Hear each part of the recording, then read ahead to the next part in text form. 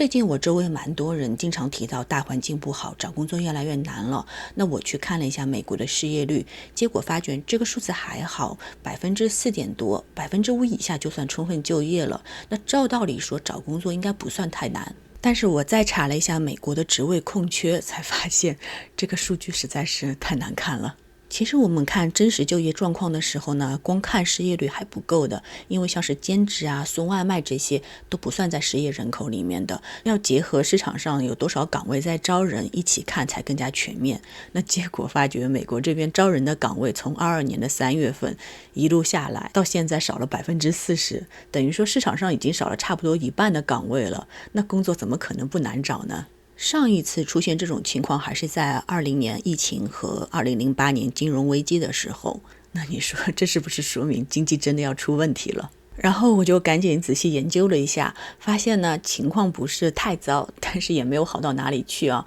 那说情况没有特别糟的原因呢，是现在这个职位空缺的数量其实就是回到了2019年的水平。会出现这边一大波工作机会的原因呢，是疫情刚刚爆发的时候，公司出现了大规模的裁员，然后美国就开始发钱，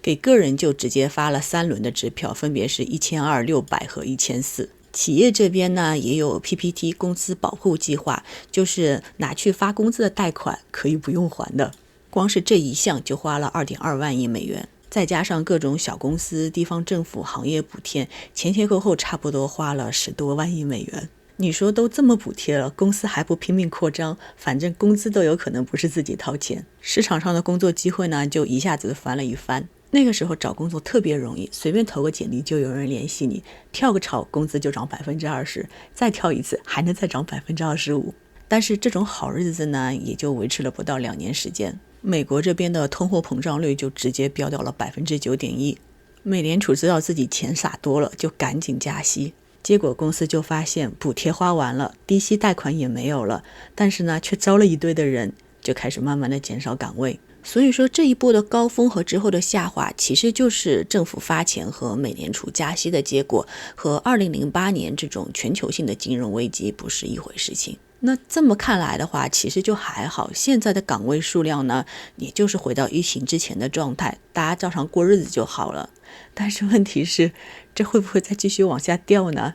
这个就很难说了，对吧？那我们不光看美国啊，现在全球的经济呢也都在放缓。之前我们聊到美债安全性的话题，就看了一下各国的债务水平，现在都不低。全球排名前6的经济体呢，债务占 GDP 的比例基本都是在100%左右，像是美国、日本、英国，甚至早就超过了100%了。但是 GDP 的增速呢又在放缓，根据EY的预测呢，大部分国家 GDP 的增速是逐年下降的。消费降级了之后呢，那么贸易、进出口、制造，甚至于是运输、能源这些行业的工作呢，都会受到影响。大环境摆在那边，公司的老板看的肯定比我们还清楚，所以他们最可能的选择呢，就是苟着，不扩张也不招人，当然也不轻易裁人了。根据美国劳动局这边的数据呢，招聘率跟离职率现在都是3.3%，其中20%主动离职的，1.1%呢是被裁员的。1.1%在历史上属于非常正常的水平啊，说明还没有到大裁员的时候。但问题是呢，也没有什么新增岗位，甚至有些公司同一个职位反复挂出来，其实根本就不招人啊，就是为了撑面子。当然了，职位减少这口锅肯定也要甩一部分在 AI 的头上。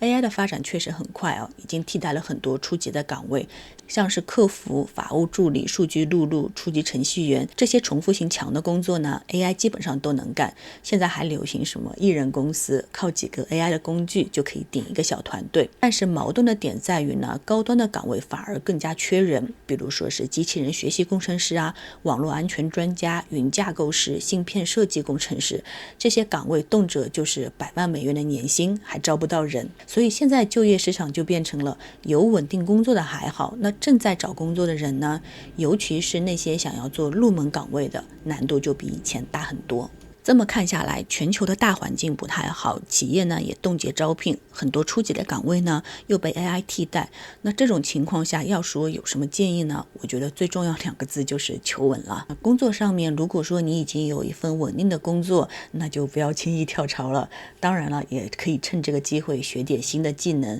像是数据分析、项目管理、AI 应用，都是一些通用的技能。那一旦市场回暖呢，你可能就能抓住机会找到一份更好的工作。理财上面还是那句话，多存点钱，囤够粮才好过冬。那现在美联储9月降息的可能性很大，到时候呢利率会慢慢往下走，大家可以趁着现在这个机会呢锁一些利率比较好的产品。那降息以后呢，债市和股市都会受益，房贷利率也会比较友好一些，房市可能会在中后阶段出现一些机会。那今天就先聊到这儿了，看到一些现象呢，想跟大家分享一下。那我也会一直在这边，有什么靠谱的机会会及时和大家说。大家如果有什么问题呢，也可以留言，我可能会在之后的视频里呢专门做解答。那大家就保重啦，我们下期再见。